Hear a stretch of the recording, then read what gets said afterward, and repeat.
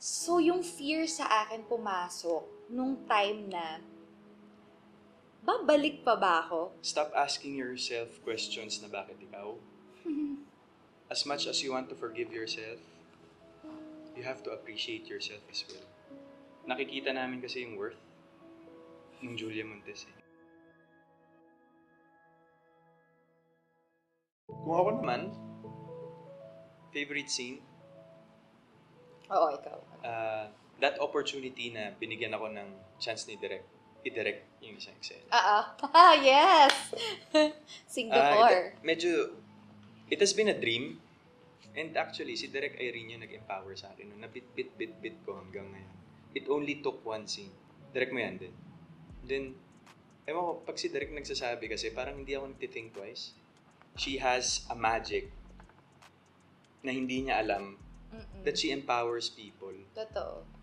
Na all our voices are heard Yes. when she's the director. At i-correct ko yun hindi lang sa atin nga eh. Ang na-appreciate ko, with my personal makeup artist, with Ate Len, kaya kami close ni Ate Len, kaya kami mag-best friend. Because pareho kami ng dilemma, we feel unheard. In all aspects. Work, personal life. Parang feeling namin, okay na lang. Sige, hindi naman din ako mapapakinggan. Dito, na happy din siya kasi parang simple things. But sometimes yung simple things ang nane-neglect eh. May tinanong si Direk Irene kay Ate Len. At kilig na kilig si Ate Len. Doon ka na feel na, hindi lang artista yung pakikinggan niya. Lahat. To the smallest details. Ano yung tingin mo? Ano yung tingin mo? Feeling ko, ultimo utility eh. Yes At nangyari yun May factor din kasi bukod sa empowerment, yung respect. Napafeel niya yung respect in everybody. Kaya tayo lahat happy. Kasi magre-relate eh. Tsaka kasi she earned it eh. Oo. Kung paano mo kami trinato, direct. You earned at hindi yun in-impose. Hindi mo kami sinabihang irespeto nyo ako Walang ganun. Oo eh. Suwabe lahat. If ever sa lahat ng naging journey nyo, meron ka bang naiisip na kung ito kaya ginawa ko or may babaguhin ka ba na gusto mong baguhin para magbago yung flow? Sa tingin mo lang. Gustong-gusto kong tinatanong lagi sa akin yung change something in the past. Kasi gustong-gusto ko siyang sinasagot lagi ng wala. Because I will not be the person that I am if not for my past. Everything that's happening to us, one way or another, we deserve it. But sometimes we feel like we don't. Pero we deserve it kasi the Lord wanted us to learn a lesson from May picture may picture na i-share din ako na parang may thinking tayo na ito gusto nating size ng teddy bear. But si God or si Jesus, meron siyang tinatago sa likod ng mas malaki. So, sometimes meron tayong hindi nakikita na alam natin na mas may better. At sana alam natin na may mas better.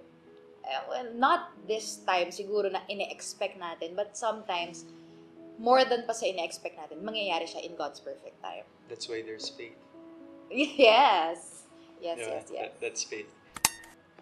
What was the struggle going back? And then, gusto ko lang din malaman, what were your apprehensions? Ano ba yung mga fears mo accepting this role? Siguro kung magsa-start ako dun sa part na nagpahinga ko, ano yung na-feel ko. At first, syempre na-enjoy ko. Kasi nga, hindi ko ina-expect na dadating sa punto na kailangan kong magpahinga. At kailangan kong may asikasuhin sa sarili kong buhay.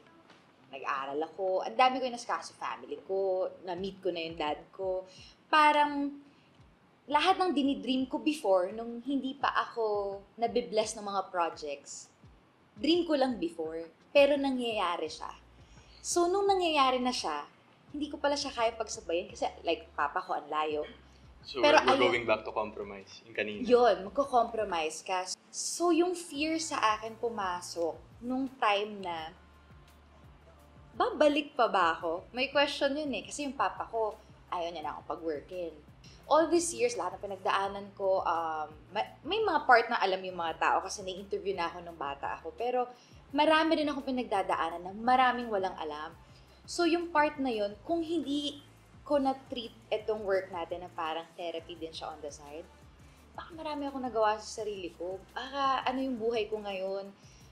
Ngayon, proud ako, first time yung sasabihin to, proud ako sa nangyari sa buhay ko because pwede ko sabihin sa mga kapatid ko na lahat ng struggles can be turned into happy o positive situation. Kasi dati kami, mamumblema lang kami, wala kaming maayos na bubong, may natitirang kami. Kasi no joke dati nag-aano kami ng timba. Pag umuulan na yan, syempre, oh Lord, umuulan na. Hanap ka na ng mga timba, planggana, kaldero hindi ginagamit.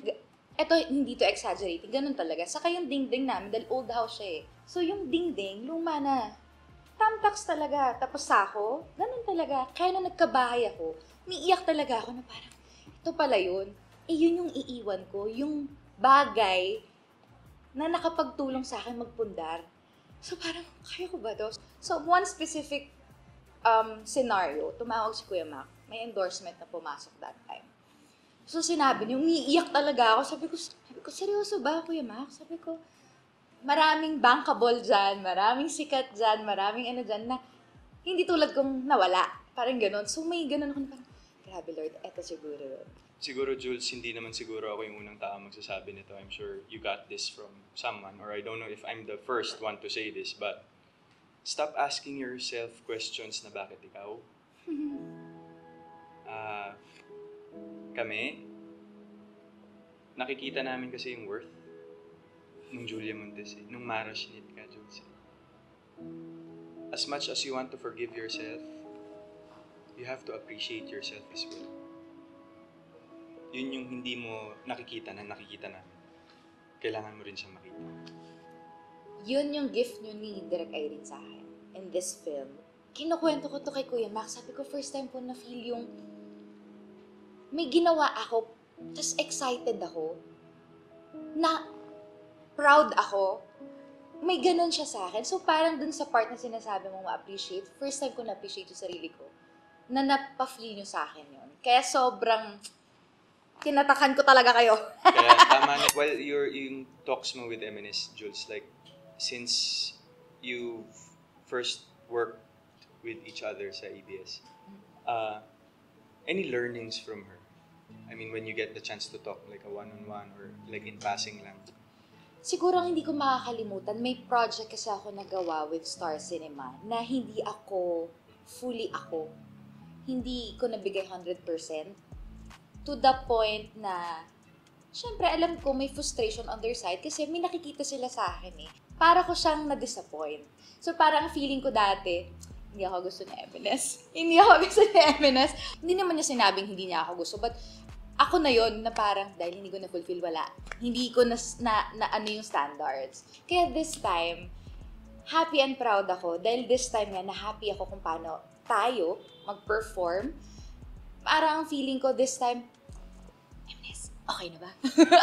Okay na po ba? Pwede mo itanong, parang nakabawi ba? Pero dun sa comment niya, parang kahit hindi ko na siya tanongin, kasi nahihiya ako kay MNS talaga. Pero yung sa comment niya about dun sa napanood sa atin, na-happy ako kasi nakita niya tayo. Eto, natanong mo ako kay MNS sa ABS side. Sa side niyo naman, si Miss Annette. Yes. Anong reaction na napanood niyo yung film? Halimaw daw tayo, Jules. These people has been also here for the longest time, and I couldn't be more proud na they're very much appreciative, like MNS, na sobra silang happy with the outcome of the film. Lahat sila masaya, Jules eh. Yun yung pinaka na-appreciate ko eh. Nakaka-happy. Na parang, okay na ako. Pero masasabi ko kasi the whole kwento, kung paano siya naka-impact sa akin, pero siya makaka-impact sa iba. Kasi hindi siya ginawa na kwento lang.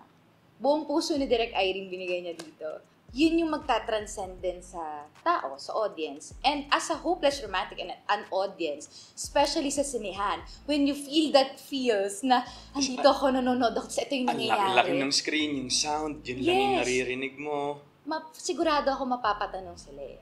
Mapapatanong sila, what can I do for love? How long can I take something na hindi ko kaya or hindi normal or masakit na for love? Bakit love story? Kasi sobrang laki ng mundo ng pag-ibig.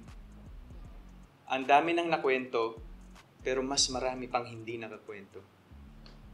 And I think being artists, tayo as actors, with Direk Irene as our director and writer, it is our obligation to the audience to tell different facets of different life circumstances.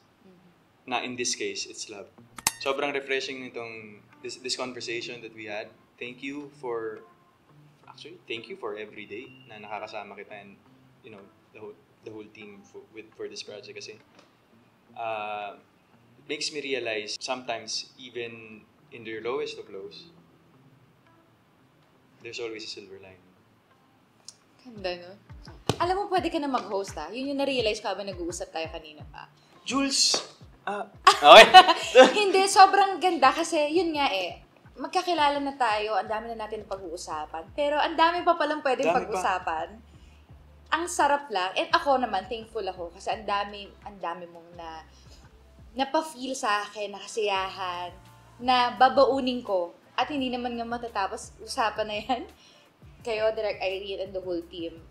Until sila, Miss Ava and the boys, the crew, lahat, the whole experience, babaunin ko sa puso ko. At hindi ko makakalimutan. So, thank you. Thank you. So, 5 breakups in a romance.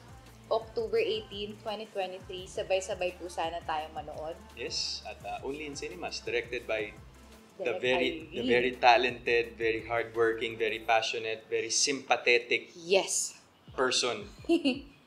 Direk Irene Villamor. Direk Irene Villamor. Yay!